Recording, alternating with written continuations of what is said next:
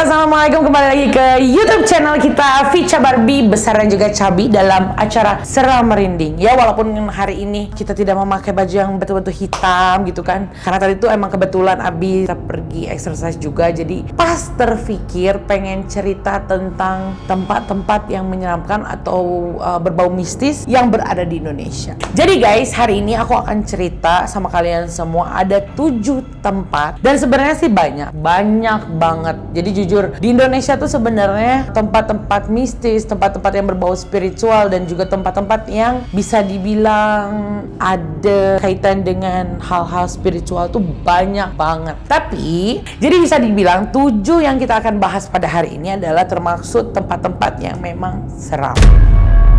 So guys, kita mulai daripada yang pertama. Yang pertama ada Gunung Kawi. Jadi Gunung Kawi itu berada di daerah Jawa Timur tepatnya. Dan selain panorama yang sangat-sangat indah dan juga cantik, tapi Gunung Kawi itu mempunyai hal-hal mistis atau spiritual yang sangat-sangat kuat. Jadi kalau misalnya orang Indonesia biasanya tuh kalau misalnya udah ngedenger kata kemana Gunung Kawi itu tuh mereka tuh udah langsung hah gitu, karena jadi gini guys, di Gunung Kawi itu banyak banget orang-orang datang ke sana untuk mencari ilmu, ada yang bertapa, ada yang mandi kembang, ada yang mandi di sungai inilah sungai itu, dan ada beberapa orang dekat sana yang dipercaya adalah kalau kata kita di Malaysia ini sebagai macam bomo gitu ya, yang maksudnya dia punya ilmu, entah itu ilmu hitam atau putih, itu Allahualam, tapi orang suka ke sana untuk mendapatkan macam luck, untuk mendapatkan macam ya kalau misalnya dia bisnis tuh untuk sukses, untuk karir, everything lah dekat situ. Tapi sebenarnya bila orang-orang yang datang ke Gunung Kawi itu bukan secara mudah bisa mendapatkan semua itu, dan kadang-kadang yang bertapa dekat sana pun bukannya hanya bertapa saja, kadang-kadang ada yang membuat sampaikan pesugihan. Pesugihan itu adalah misalnya macam kita minta sesuatu dengan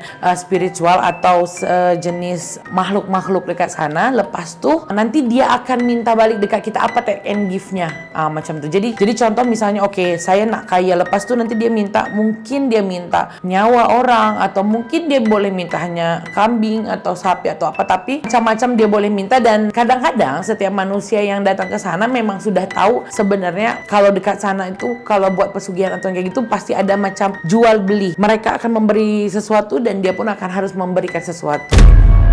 Sebenarnya agak serem juga sih guys, maksudnya cuman kan benda-benda itu sebenarnya hal mistik, dan kadang-kadang anehnya orang mau minta kaya, mau minta ilmu atau apapun, kenapa percayanya sama suatu tempat atau sama benda-benda yang seperti itu? Kenapa nggak minta sama Allah Subhanahu Wa Taala? Dan semua yang terjadi dekat dunia ini kan Allah juga yang akan memberikannya. Jadi kenapa harus bertakut-takut gitu sampai ke sana? Tapi ya itulah Allahualam ya. Jadi itu adalah tempat Gunung Kawi yang dimana kalau misalnya di Indonesia itu tempat situ memang kuat akan mistisnya. Jadi ada beberapa paranormal juga yang ada dekat Indonesia yang pada bergurunya pergi ke sana. Ada yang misalnya mau mendapatkan kekayaan, ada yang mau mendapatkan apa-apa, minta petunjuknya ke Gunung Kawi gitu. Dan ya katanya dengar juga, jadi emang bener ada yang jadi, ada yang enggak. Tapi kan itu kan kayak gitu kan sebenarnya Allahualam lah. Tempat yang kedua di Desa Trunyan, Bali. Jadi guys, tempat ini adalah tempat objek wisata untuk menarik para pelancong untuk datang ke Bali. Di sana memang sengaja disimpan, atau sebenarnya bukan sengaja disimpan sih, jadi memang ritualnya orang-orang Bali. Jadi menyimpan mayat dia di bawah pohon, lepas itu cuma dikasih menyan untuk menghilangkan bau busuk, dan pada akhirnya mereka akan jadi tengkorak sendiri di situ. Jadi mereka nggak ditanam gitu guys. Jadi kalau misalnya kalian datang ke sana, kalian akan ngelihat tulang-tulangnya gitu. Anehnya banyak banget orang yang datang ke sana dan kayaknya excited gitu guys. Jadi kalau gue sih kadang-kadang mikir juga ya, kalau untuk datang ke situ dengan ngelihat tengkorak-tengkorak yang ada di situ depan mata tuh, berarti kan itu dulunya tuh mayat-mayat semua gitu ya guys ya. Gak ada perasaan takut gitu. Malah ada yang berfoto-foto gitu guys di sana. Tapi ya itulah, orang-orang Bali di sana membuat tempat tersebut menjadi salah satu tempat objek wisata atau pelancongan agar menarik tarikan para wisatawan datang ke sana untuk merasa nyaman, tentram gitu. Kalau gue sih kadang-kadang bukan tentram, yang ada lari kadang-kadang. Memang kepercayaan di sana mereka membuatnya seperti itu. Jadi kalau misalnya dibilang dekat Indonesia tuh memang banyak banget tradisi atau ada adat yang mereka gunakan dari setiap daerah masing-masing. Jadi kalau misalnya orang semua yang nak tahu bahasa Indonesia, sebenarnya banyak banget yang kita boleh belajar daripada Indonesia. Dan mereka tuh terlalu banyak tradisi upacara-upacara adat dari mulai kematian, pernikahan, dan lain-lain. Itulah guys, tempat yang kedua. Oke, tempat selanjutnya, yang ketiga, Lawang Sewu. Lawang Sewu merupakan salah satu tempat bersejarah dan menjadi ikon dari kota Semarang di Jawa Tengah. Dan dulunya ini merupakan kantor administrasi, jadi kayak tempat perusahaan kereta api swasta asal Belanda gitu guys. Jadi selain menjadi kantor, tempat ini merangkap sebagai penjara di masa penjajahan Jepang. Jadi guys, di Lawang Sewu ini terkenal dengan tempat mistik yang bersejarah, di mana zaman dulu-dulunya itu adalah di situ tempatnya dulu pejuang-pejuang Indonesia yang melawan pasukan-pasukan atau tentara-tentara Belanda pada dulunya. Jadi banyak banget yang udah pernah datang ke Lawang Sewu, dan kadang-kadang banyak yang selalu didatengin atau kerasukan sama company-company Belanda, ataupun malah dikerasukan daripada hantu-hantu Belanda ataupun malah pejuang-pejuang Indonesia. Jadi di sana itu zaman dulunya tuh adalah suatu penjara gitu. Lepas tuh sampai ada cerita yang mereka tuh katanya disekap di dalam satu ruangan sempit, tapi di dalamnya tuh sampai 14 sampai 16 orang di situ gitu, dan gak dikasih makan, sampai kadang-kadang tuh ada tikus, ada apa yang di depan mata tuh mereka makan gitu pada saat itu gitu. Terus udah gitu mereka dibunuh macam gitu aja, karena kan dulu zamannya Belanda itu mereka ada senjata gitu kan, sedangkan pejuang-pejuang Indonesia tuh mereka hanya menggunakan alat-alat yang adanya maksudnya. Jadi ada yang kena tembak, ada yang mati secara tikam, macam-macam lah di situ. Jadi memang tempat itu agak-agak angker, apalagi dengan adanya 429 pintu dekat Lawang Sewu, itu membuat tempat itu menjadi tempat yang sangat-sangat merinding kalau misalnya kalian pergi ke sana. Tapi banyak juga para wisatawan-wisatawan yang suka datang ke sana untuk melihat situasi dekat sana. Bahkan banyak juga para YouTuber-YouTuber ataupun orang-orang yang suka buat video dekat sana dan tanpa disengaja tiba-tiba kerasukan dan atau melihat sesuatu dekat sana. Jadi kadang-kadang ada yang didatengin kalau misalnya kita pergi ke sana terus, atau kalian akan mendengar sesuatu gitu, atau kalau misalnya kalian bisa lebih peka lagi terhadap macam tuh, orang akan ada nampak suatu dekat sana. Jadi tempat itu adalah termasuk tempat yang mistik juga, karena ialah tempat-tempat yang berhubungan dengan pejuang-pejuang kita zaman dulu tuh kan kadang-kadang kan serem banget gitu ya guys ya. So guys, next. Tempat yang keempat, Pantai Parangkusumo. Jadi guys, Pantai Parangkusumo ini adalah pantai yang berada di daerah Kabupaten Bantul, Yogyakarta. Pantai ini terkenal dengan pasirnya yang sangat hitam dan ombaknya yang sangat kuat. Dan konon katanya, kalau misalnya kita datang ke pantai itu tuh nggak bisa pakai baju hijau guys, karena dengar daripada cerita narasumbernya juga katanya kalau misalnya di situ adalah area atau wilayah jajahannya atau ya wilayah daerahnya gitu ya, Nyi Roro Kidul. Jadi Nyi Roro Kidul ini adalah salah satu yang bisa dibilang kalau di sini di Malaysia apa ya, makhluk goib yang power juga lah, yang maksudnya orang pasti tahu Nyi Roro Kidul. Kalau misalnya orang pengen tahu Nyi Roro Kidul siapa, itu kayak putri pantai selatan gitu. Jadi dia adalah penunggunya di pantai tersebut, dan beliau sangat-sangat menyukai warna hijau. Jadi kalau misalnya biasanya katanya kalau misalnya ada yang pakai baju hijau atau baju berenang hijau atau apa, suka ditelan sama ombak itu katanya.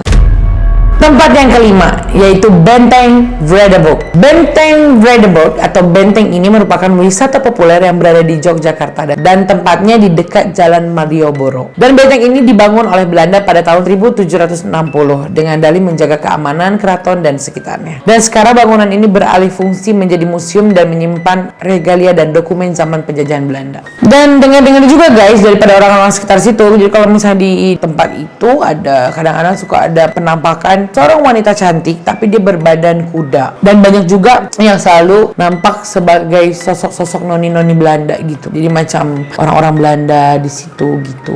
Jadi aku pun takut salah sebut nih Vredenburg tuh macam mana pronounce-nya. Jadi tempat itu adalah tempat sama-sama juga tempat bersejarah dulunya, dan pada saat penjajahan itu adalah tempatnya orang-orang Belanda macam itulah. Jadi walaupun tempat itu kosong tapi dia ada di dekat tengah-tengah kawasan kota. Tetap aja sih walaupun di kawasan kota pastinya mistik atau seremnya tuh masih ada gitu. Jadi di Yogyakarta tuh guys banyak banget tempat-tempat yang bersejarah. Jadi kalau misalnya tadi kalian lihat area Yogyakarta, area Jawa itu memang area-area yang penuh dengan sejarah-sejarah dekat Indonesia. Tempat yang keenam, Hotel PI Bedugul. Kalau misalnya kita dengar daripada Bedugul, pastinya tempat ini ada berada di Bedugul, Bali. Tapi guys, sekarang ini korang semua tak boleh juga untuk pergi ke sana. Sebab apa? Sebab tempat itu udah tutup lama. Katanya dengar-dengar kalau misalnya hotel itu tutup sebabkan dulunya dekat situ ada pegawai mereka yang meninggal, dan pegawai itu selalu menghantui orang-orang sekitar situ, termaksud tetamu-tetamu yang ada datang ke hotel. Dan pada akhirnya hotel tersebut tutup. Kadang-kadang malah warga sekitar juga bisa dengar kalau misalnya di hotel itu tuh kayak hotel tuh hidup. Jadi kayak ada suara orang tengah berborak, lepas itu ada suara orang jerit-jerit, ada orang jalan apa and everything. Malah kadang-kadang ada orang yang melihat ada sosok perempuan berambut pendek yang selalu jalan di area situ, dan bahkan perempuan yang bisa dibilang katakan ya mungkin Pontianak atau kuntilanak gitu, dia selalu menggoda lelaki-lelaki yang ada di sekitar kawasan itu. Jadi tempat itu akhirnya jadi tempat yang sangat-sangat mengerikan atau menakutkan gitu kan untuk orang-orang di sekitar situ gitu, karena orang di sekitar situ udah banyak banget, udah sering banget ngelihat atau merasakan kewujudan mereka. Dan kalau tak sampaikan tempat itu digelar oleh warga sekitar situ Ghost Palace Hotel. Kebayangkan, maksudnya sayang banget ya dari hotel besar terus udah gitu akhirnya terbengkalai, langsung tutup nggak dijaga gitu, dan sekarang udah jadi tempatnya hantu-hantu. Dan inilah tempat yang terakhir atau tempat yang ketujuh, Taman Nasional Alas Purwo. Taman Nasional Alas Purwo merupakan hutan hujan yang terletak di Jalan Brawijaya nomor 20, Kebalenan, Banyuwangi, Jawa Timur. Dan tempat ini merupakan tempat pesona wisata pantainya. Namun tak hanya pantai, Alas Purwo disebut sebagai salah satu kerajaan gaib besar di Indonesia. Jadi dengar dari ceritanya juga kalau misalnya tempat ini adalah tempat persinggahannya Nyai Roro Kidul juga. Mungkin masih area pantai dan sekitarnya itu kan mungkin Nyai Roro Kidul tuh bisa kemana aja gitu kan. Dan lepas itu juga katanya di sini itu ada tempat pemujaan juga, dan tempat orang meminta kerekayaan atau apapun yang ada dekat situ, sama dengan pemujaan juga lah. Oke, jadi katanya juga kalau misalnya di situ ada jin paling kaya yang bernama Yusuf, yang orang-orang kalau datang sana percaya kalau misalnya mereka bisa datang ke sana untuk minta sama si jin terkaya ini atau Yusuf ini. Tapi guys, yang menyeramkannya adalah kalau misalnya korang masuk ke tempat itu, dan dengarkan katanya kalau udah masuk korang akan susah lagi untuk keluar. Konon-konon pengen kaya tapi ujung-ujungnya malah gak bisa keluar, gimana tuh? Oke, jadi guys, sebenarnya banyak banget tempat-tempat yang menarik dan juga seram-seram dekat Indonesia, tapi kita boleh bahas nanti satu-satu, oke?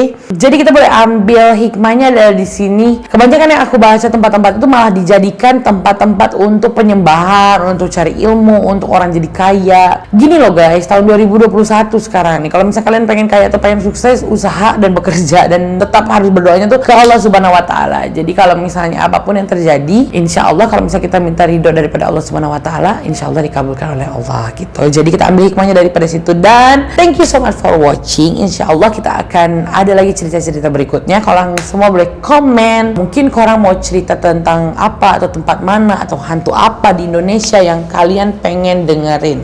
Oke? Dan juga jangan lupa untuk subscribe, like, dan juga komen my YouTube channel Ficha Barbie Besaran juga Cabi. Oke? Sekali lagi thank you so much for watching dan selamat malam.